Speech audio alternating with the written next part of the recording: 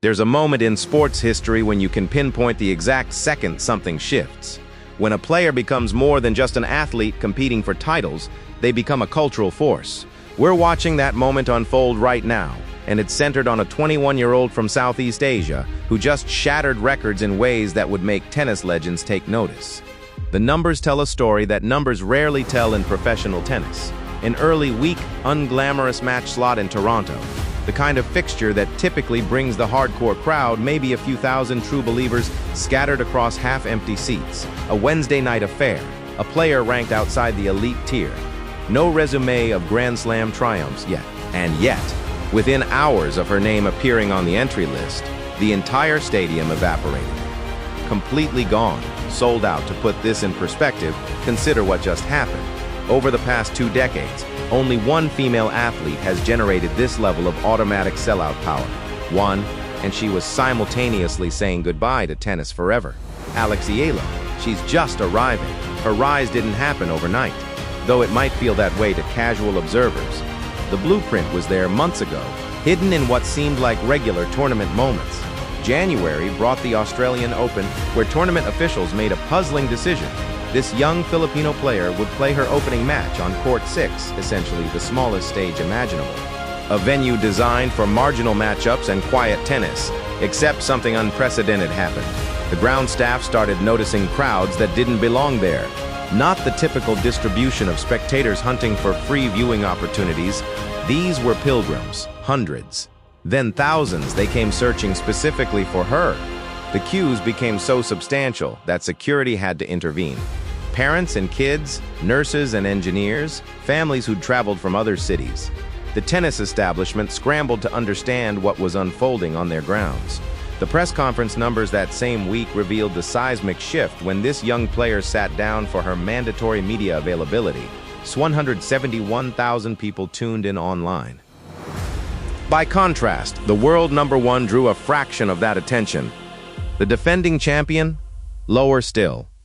The conventional hierarchy of tennis built on rankings and titles suddenly seemed irrelevant to the audience that actually cared. Fast forward through Dubai, where hotel walls apparently couldn't contain the energy her supporters generated. Then Wimbledon, the tournament where tickets function as currency more valuable than gold. She emerged for her match to find her entire section of the stadium transformed into a sea of flags representing her island nation. In Washington just weeks ago, tournament leadership disclosed that 4 out of every 5 ticket inquiries, before she'd even won a single match, they were specifically requesting her events. Here's what the surface-level sports narrative misses. This phenomenon isn't really about tennis. It's about geography, family, and the invisible threads connecting people across continents. The Greater Toronto Area sits as home to 250,000 individuals with Philippine heritage, just in that one metropolitan region alone. Ontario extends that number dramatically, over 360,000 people carrying those roots within the province. When her name materialized on the tournament roster, something shifted beyond sports fandom. These weren't random ticket purchases. These were moments of recognition. A daughter from home making it at the highest level, on a stage that the whole world watches. Picture the travel nurses from across North America who work brutal schedules and use sports as their escape. The professionals who left their families behind for economic opportunity.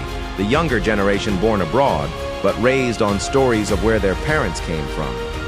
For them, her success becomes permission, evidence that the distance from Manila to the world stage isn't insurmountable, that your background, your accent, your different perspective can actually be your superpower. This extends far beyond Toronto. Whenever she competes, the same pattern repeats. The flag appears, then another, then the language switches, and suddenly the entire stadium's energy transforms into something the professional tennis tour rarely experiences. Former athletes have started noticing. One described it as a movement rather than a fandom, suggesting this transcends the traditional sports audience entirely. The brutality of professional tennis doesn't pause for emotion or celebration. Eala wrapped up her title-winning performance in Washington, defeating Olympic medalists and top-ranked opponents in the process, on a Monday afternoon after rain delays. 90 minutes of flight time later, she'd landed in Canada. Time zone confusion. Media circuits, physical recovery. Training sessions squeezed between obligations. Within 24 hours, she'd essentially reset her entire system to compete again. She addressed this extraordinary demand with the kind of maturity that belies her age. Rather than retreating into complaint, she spoke about improvement. Each match sharpened her understanding. She wasn't exhausted, she was evolving. That's the perspective of someone who views obstacles as accelerants rather than barriers. Now consider her opponent, Alicia Parks, a power-serving American who'd previously dismantled Eala with contemptuous ease. That Melbourne match felt decisive at the time, a bagel in the opening set, the kind of scoreline that typically defines a player's confidence going forward.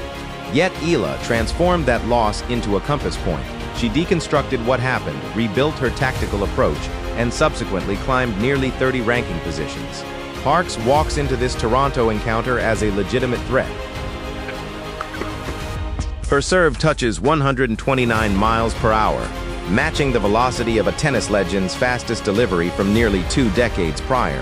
That's not speed you negotiate with, that's something you survive. When Parks is serving at peak performance, outcomes become predetermined. She can simply blast her way through almost any obstacle. But Eala's evolution since Melbourne manifests in invisible ways: better court positioning, improved predictive reads, a psychological resilience that doesn't fracture when arenas roar. And in Toronto, every decibel of stadium noise flows in her direction. The entire facility becomes an extension of her game. Beyond Parks, the bracket presents a minefield of established champions. The reigning Wimbledon victor lurks in the bottom half. Multiple players who've already outmaneuvered Eala in head-to-head meetings. Former champions, rising stars. The path doesn't offer mercy. Yet she approaches draws differently than the calculus-driven professionals around her. She doesn't study the bracket like it's a chess puzzle she needs to solve. She focuses on the immediate challenge, then the next one, then the one after that. Each opponent becomes an opportunity to prove Washington wasn't an anomaly, but rather the opening chapter. 12,500 seats, every single one occupied. Not scattered attendance, not convenient proximity to other entertainment. Complete saturation, flags from an archipelago thousands of miles away waving in a Canadian city. Thousands of voices ready to erupt in a language most tennis fans don't speak. Belief so tangible you could measure it in decibels. What's occurring in Toronto transcends sports. A young woman from Manila has reached a planetary stage. Her journey, which began on neighborhood courts, progressed through regional tournaments, blossomed across the international circuit, now culminates in crowds that rival retirements of all-time greats. Except she's not concluding anything. She's commencing. The tennis world has experienced changing tides before. New markets ascending, unexpected champions emerging, but this phenomenon carries something different. This is participation from people who never considered themselves tennis spectators until this particular moment. Alex Eala isn't just breaking records or notching victories. She's rewriting who gets to belong in professional tennis, who gets to build a fan base, and what success looks like when it arrives on unexpected schedules. Toronto is about to witness exactly what the beginning of something profound looks like. The tennis world has experienced changing tides before. New markets ascending, unexpected champions emerging, but this phenomenon carries something different. This is participation from people who never considered themselves tennis spectators until this particular moment. Alex Eala isn't just breaking records or notching victories. She's rewriting who gets to belong in professional tennis, who gets to build a fan base, and what success looks like when it arrives on unexpected schedules. Toronto is about to witness exactly what the beginning of something profound looks like. The tennis world has experienced changing tides before. New markets ascending, unexpected champions emerging, but this phenomenon carries something different. This is participation from people who never considered themselves tennis spectators until this particular moment. Alex Eala isn't just breaking records or notching victories. She's rewriting who gets to belong in professional tennis, who gets to build a fan base, and what success looks like when it arrives on unexpected schedules. Toronto is about to witness exactly what the beginning of something profound looks like. The tennis world has experienced changing tides before. New markets ascending, unexpected champions emerging, but this phenomenon carries something different. This is participation from people who never considered themselves tennis spectators until this particular moment. Alex Eala isn't just breaking records or notching victories. She's rewriting who gets to belong in professional tennis, who gets to build a fan base, and what success looks like when it arrives on unexpected schedules.